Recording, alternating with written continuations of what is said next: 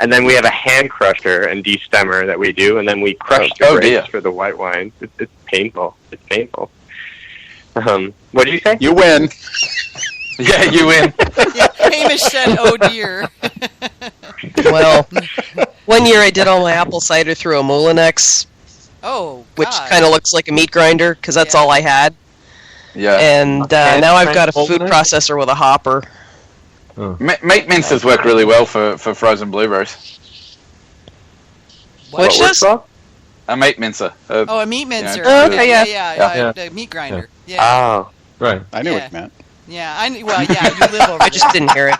You live over where people talk funny, so yeah. Yeah. Oh, you guys who can't spell. That's subjective. Yeah, it is. Yeah, I'm gonna be so screwed when I come to Australia. I was looking at that how to speak Australian thing that somebody put up on Facebook the other day. I was gonna cross post it to you and go, "Is this right?" But then I realized there was no point because you'd tell me it was if it wasn't, and then I'd be stupid. You know? Oh, I'm not that hard. You would. Then you'd laugh at me. I think that was the biggest thing I noticed on vacation was everybody talked funny. Yeah, I'll bet. I do that when I just going up north from here. You know, it's like, y'all talk funny. But you use the word y'all. Yeah. Like, really. Hey, I still use the word. All y'all talk funny, okay? That's the plural. All y'all. And you Americans can't spell, so there. Well, I'm not going to go that far. I'm not going to go that far. They do tend to put a lot of U's in their words over here. Yeah, you guys you got Americans keep dropping them all. Yeah, where they belong. Exactly. Where they were meant to be. You know, why use Queen's 7 English, letters? damn it. Why use 7 letters when 6 will do? There you go. Explain the word through, then. Well, there's which version? Any of them. Except the one that says THRU, because that's only for texting. Or drive through or no through roads. Yeah, true. So, or they have to fit it on a song. All right. Yeah, we're wandering again. Yeah, we're wandering. It's time to wind this sucker up. Obviously, we're punchy, and besides, it's the middle of the damn night for Rob. So, it's actually towards the end of the night for Rob. Okay, so Rob needs to get like the half hour of sleep he's going to get for he has to go to work in the morning. Stupid early in the morning for I have to get up in an hour. Oh, God. Rob, go to bed, dude. Seriously, thanks so much for coming on the show, dude. And I'm going to be hooking you up with some other people to, so you can make the book tour rounds, digitally speaking. We're going to do a digital book tour. That's what we're going to do. Digital book tour? Yeah. Those are so much cheaper than the real ones. So much cheaper. As the publisher, I have no budget, so I have to do something. But yeah. Oh, can I ask a quick question? Go for it. Sure. I saw the book just, I don't remember when I saw it, but if there's one recipe that you'd recommend I try it out there first, which one would you think it would be? Oh, wow. Good question. Rob, you want me to give you the link to the list of recipes that I put in our show page? What kind of meads do you prefer? I'm going to be honest, I've tried everything. I'm mostly just, as long as it tastes good, and if you recommend it, I'm going to go for it first. Like, I like drier meats, to be honest, though. More on the drier side. Mesquite Traditional. Yeah. Mesquite Traditional? That's perfect. Yeah. Do a Mesquite Traditional. I've got that one in there. It's not that dry. It's not a dry mead. I've got a recipe for a dry mead, but it's just a basic dry mead. Just your standard traditional, yeah. Hang on, let me look in the dries. You've got a desert wildflower, the mesquite, and the orange blossom. And those are then the traditionals. Mesquite sounds really good. Mesquite's a great honey. Mesquite is a great honey for traditionals. Trader Joe's. You know who's Trader Joe's has got it, and is B Folks carrying mesquite right now? It comes and goes with her. I don't know. I don't think they had it. They didn't have it the last time I ordered from them. I know it's hit and miss. Yeah, check bfolks.com, and then also check who's the Western honey provider, Rob? I'm drawing a blank here. Huh? Payne's, maybe? No, it's the big. They're big. Shoot. Oh. Yeah, you know who I'm talking about, and I'm totally blanking out on the name. I have no idea. It's not that. It's gone. Yeah, I know. When I was in Arizona, I got all my mesquite honey from my. There was a honey seller at the local flea market when I was living in Goodyear, and I'd buy it from him by the gallon. So I have no idea. Yeah. Well, mesquite is a southwest honey, so the likelihood that you're going to find it is going to be with people and with honey suppliers in the western United States, generally speaking. Yep. Although, like you say, bee folks does get it from time to time, but TJ's too. How big of batches are you doing, Levi? Are you doing 1 or 5s? Mostly 5s. I try to stay away from 1s, so if it comes out really good. Yeah. Well, the mesquite traditional is very good. It's like, I don't know if you were on earlier. This book, every recipe in there is a 1 gallon batch. It's specifically designed to give people the ability to just go, yeah, I'll give that one a shot, and not bet the bank on it. Yeah. No, but except for the braggots. I came in a little bit late. Yeah, the only recipes in there for 5 gallons are braggots because nobody makes 1 gallon of beer. Walker Honey Farm is carrying it. Walker, that was it. And, okay, I know that. Yeah, and of course TJ's has it. Let's see, it was one of the big boys that had it. It looks like Crockett's got it. The problem is whether or not these guys sell quantity, and that's where you run into. You want to get a supplier that understands that some people want a Honey Bear and some people can't afford to pay Honey Bear prices for a gallon of mead. Crockett's does do bulk. Yeah. I have bought from Crockett's before. Do they? Okay, so try Crockett's. And they were in Tempe. Yeah, I think so. But those are Dutch Gold was the other one. That's what I was trying to think of. Yeah, Dutch Gold.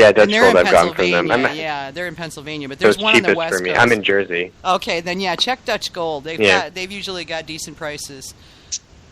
My sister's actually driving down from California up to Jersey, road trip. So I actually told her to stop at a couple of places to pick me up some interesting ones. There you go. See what I can get her to pick some up. No, send her by Crockett's. They're in Arizona if she's taking the southern route.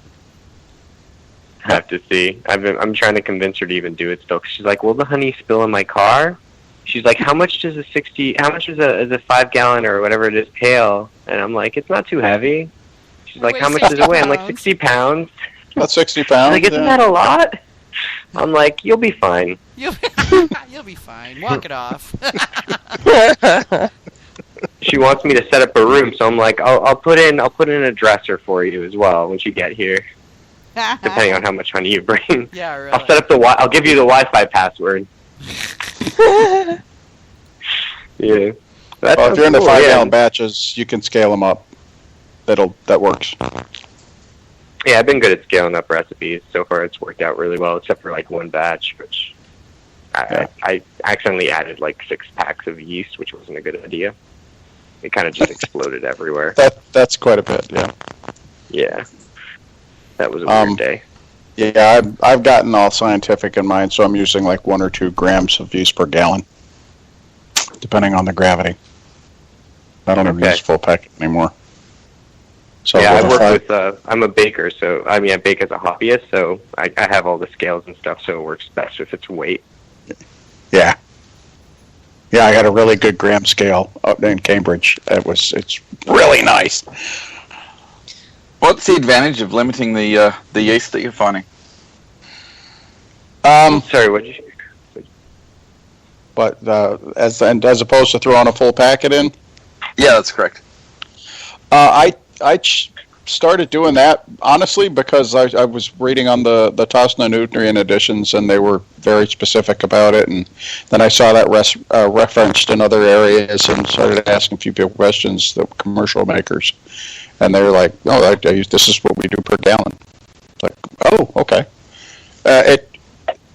I don't think it benefits, or it probably is not detrimental to go ahead and throw a 5 gram or 10 gram packet in, or whatever it is, But I don't think it hurts to do that. I just started doing it that way. It's more yeast going to need more nutrient. It's just all tailored out. So I'm kind of keeping it all scientific. Well, the way I always figured with that is the more you start with, the less repetitions it has to do in order to get up to the amount that it's going to get to. So the less stress on it. But I mean, if you're going to use one packet for 5 gallons, I'll use a fifth of a packet for 1 gallon because it works out the same. Yeah. So I've been cutting. I've been using half or quarter or third or whatever packet for a 1 gallon batch myself for years with no adverse effects. So basically, you guys are just hydrating and pitching, not making a starter. I usually will get a starter going and then pitch it in, but it's like maybe 100 milliliters of water and get the starter going in that. Once it's up good, I'll pitch it in. Yeah, Okay. same here. But a fifth of a packet is like 2 grams. So. Okay. So yeah. Little sprinkle. Yeah, just starters be careful with, because you don't want them to mix in the fridge. If you do them in your food fridge, it can get a little bit dicey if you have stuff in there floating around. Mine went really sour once when I made a starter. My starter is sitting right next to the pail. I usually get a starter going first thing in the morning, and by nightfall it's in. Yeah, that's smart. Now it's winter here, so I don't have to worry about the temperature leaving it in the wine cellar anymore. I built a system that pulls in cold air, so it's keeping it pretty consistent. So no more vinegar starter. Yeah, that's why I keep it right next to the mead, because it's vinegar starter. I don't want to risk that. I've got too much weird stuff in the fridge. Yeah. Yeah. Well, I wouldn't put a starter in the fridge anyways because you wouldn't want it at refrigerator temperatures.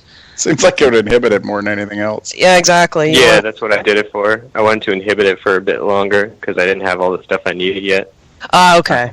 All right. I can see why you'd refrigerate it then. It's like, I've got this wet and I can't use it yet. Okay, into the fridge with you. Yeah, actually, it was actually for the strawberry one by Oscar's, the Subtle Strawberry. I couldn't find the thing that he recommended from Trader Joe's, so I actually found a seller online that makes really good strawberry concentrate with no preservatives in it. And so I put like a quart of that in, and it is like ridiculous. It's really like it's strawberry. I don't know how to it's just strawberry. I don't know how to explain it. Cool. Very cool. That's really, I like that recipe. I mean, I made it twice now. Unfortunately, the first time I did it, we had one of those 50-degree temperature swings, and sucker went from just starting to the entire ferment. It was like 3 days. So it was so hot, But yeah. It all worked out because I had an orange blossom that died on the vine and didn't take off. The yeast died and I couldn't get it restarted, so I mixed the two together. Actually ended up with one of my better meads. I mean, that's always nice. You could always follow the recipe, but sometimes it's like random blends or like last ditch effort to try to get it going again. Yeah. Somehow just taste really good. Unfortunately, you can't repeat those kinds of things. They're one-offs, Yeah, that's why I do big batches. Make it this last. ended up because they were 2 5-gallon batches, so I ended up with, by the time it was all said and done, like 9 gallons of mead after, coming off lees and everything. It was a big batch. That one lasted. Yeah. All right, What is so we have to let Rob go. Rob has to get up. Oh yeah. Yeah, that's not fair. Yeah. Yeah. I'm used to sleeping at 2 a.m., but you guys probably aren't doing that too much nowadays. I'm kind of a night owl, but yeah, we gotta let Rob get going and wind up the show. I'm only 5 hours ahead of you. Oh wow. Yeah. So it's 6 a.m. there now, isn't it? It's 4:15. You're gonna be like a zombie at work today, dude. I got 5 hours of sleep. I went to bed at like 8. Oh God. Yeah, he just got up early for the show, Vicky. He didn't stay up late. True. Yeah, really early. I just got up. I didn't stay up late. I got up really early. Yeah. I'll probably after I get off of here, I'm gonna go make breakfast. There's no point in going back to bed. Not really. Not at this It's like point. that. And It's that line between. I'll crash Are you tomorrow. going to sleep late or waking up early? Yeah. I'm just remembering back when I was in the Army, I used to deal with 4 hours a night all the time. So it's like, yeah, it's just like that. We were younger Except then, I'm Rob. not in the Army. Yeah. You could do Yes, that we were. once. You can do that once. Don't do it 2 nights in a row, though. Yeah, Oh, that's no, the thing.